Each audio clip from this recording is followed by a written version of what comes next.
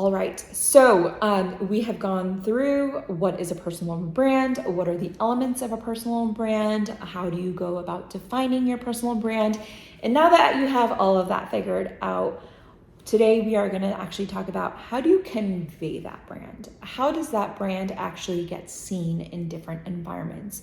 And through that whole process, from applying through to getting an offer.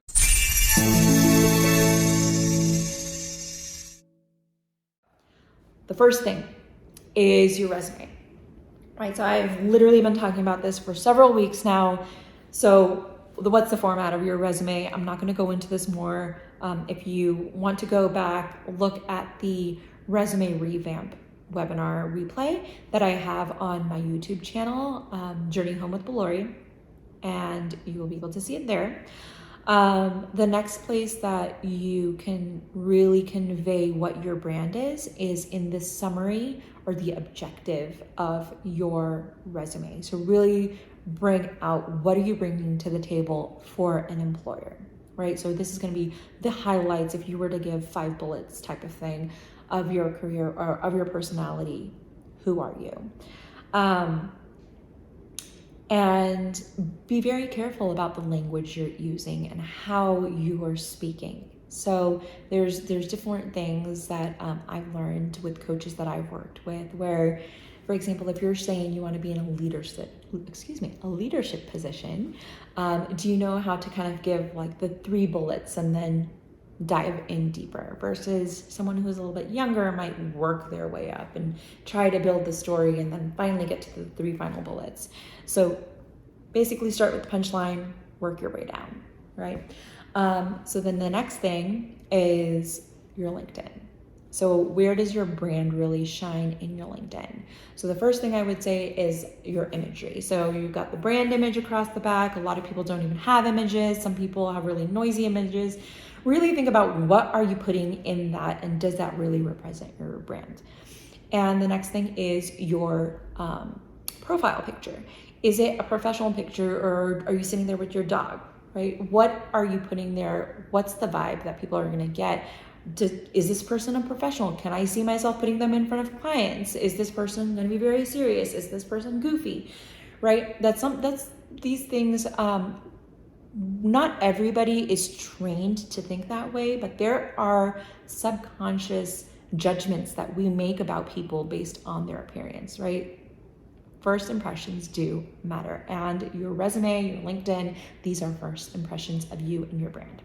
So that same thing, your summary in your LinkedIn, very similar to your resume. What's the verbiage you're using? How are you explaining the highlights of your career, what you're bringing to the employer, and also what are the posts and comments that you're making? So we are in a world where, people are oversharing and it's fine, right? And that does show what's your value system, what really matters to you. But think about it, be very careful about it, because if you are someone who has spent a lot of time raising a family, for example, and you don't want to be shown as like, oh, that's the mom who like just talks about raising her family and she doesn't really have any professional experience, don't post about raising a family on her LinkedIn, for example, right?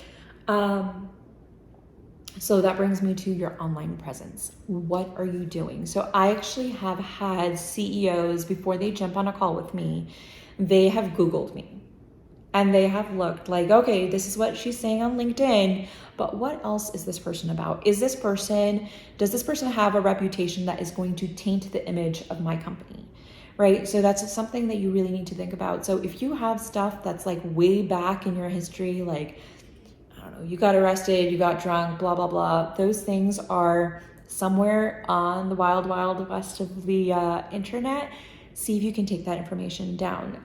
If you have a public social media profile and you're someone who loves to go party, great, fine, that's fine. But then make it a private profile so that it's not really out there for the entire world to see. So this is also part of your personal branding, and it can make or break your career, essentially. It's like, so just really think about what's out there about you. pictures, values, what you're talking about all matter, right? People are getting literally fired over things that they're talking about. I know literally free speech, but it's a thing because everyone is very, very touchy right now. So something to keep in mind. If you don't really care, by all means, go for it, but just consider it. So interview, tell me about yourself. I already talked about this. What are you wearing to your interview? I think nowadays everyone is so casual that things are done over Zoom that they forget to put themselves together. It still makes a difference, right? If you're still putting on a suit, put on a nice blazer, do your hair, whatever. But your appearance still does matter. Make sure you're lit up correctly. The other thing that I do want to call out here that I haven't really talked about anywhere else yet is there are a lot of professional resume writing programs, softwares, services, whatever you want to call it. Sometimes they tend to strip your personality. And I've had a personal resume writing service where they've basically taken my entire resume and taken my entire personality out of it. Everything else was the same, but I was just like, this doesn't feel like me, right? So when you're going through a service like that, make sure that your branding is still consistent and coming across correctly.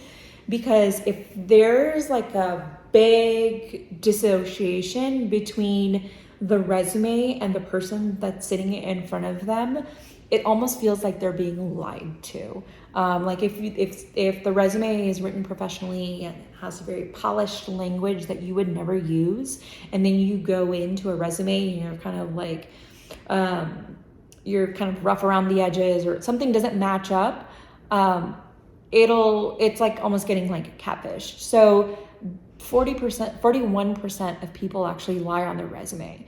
And you can lie on your resume to get a job, but then you're going into a job saying that you're someone else. The expectations will be different for the company, for yourself. Don't do it. Just don't do it. The presence and the attitude you're bringing in. Are you smiling? Are you sitting up? Are you making eye contact? Are you looking around? Are you fidgeting? These are all visual and behavioral cues that people pick up on. Some people are better at picking up on them. Good interviewers will pick up on it.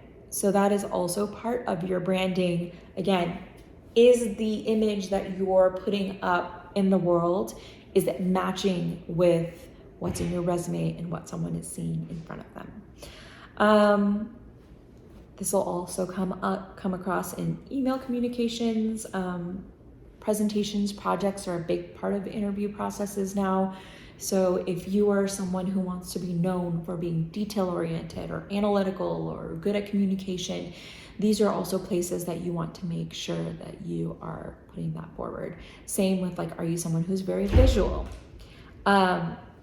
How are you following up with someone and how are you answering the question? Are you kind of just sitting there and thinking, or do you actually know what your brand is? And so the last thing that I want to say is everything does count here. And the more time that you spend in those first phases of really discovering who you are, what you're about, where you want to go, and really defining that brand, the rest of it is going to be very easy. When you're doing your resume, when you're applying to jobs, when you're doing your LinkedIn, if you're crystal clear in your head and your heart about what your personal brand is and what you want it to be, then when you're going into these next steps, it's going to be the easiest thing ever. So that concludes this week on personal branding. Again, if you are like, okay, this is all great, I've already done all this stuff, but I'm still not getting the results, let's talk. Again, book a call with me, a free discovery call. Send me a note if you're watching me on LinkedIn or on YouTube. Leave a comment, and I will reply back to you with the link if you didn't get it. But the link is www.journey, JOURNEY, home with Ballori, BALLORI, Go to the book tab, and then go ahead and click on the calendar for the discovery calls, and it's a complimentary call. I would love to talk to you and see what's going on with your search, and if you need any help, I would be glad to help you.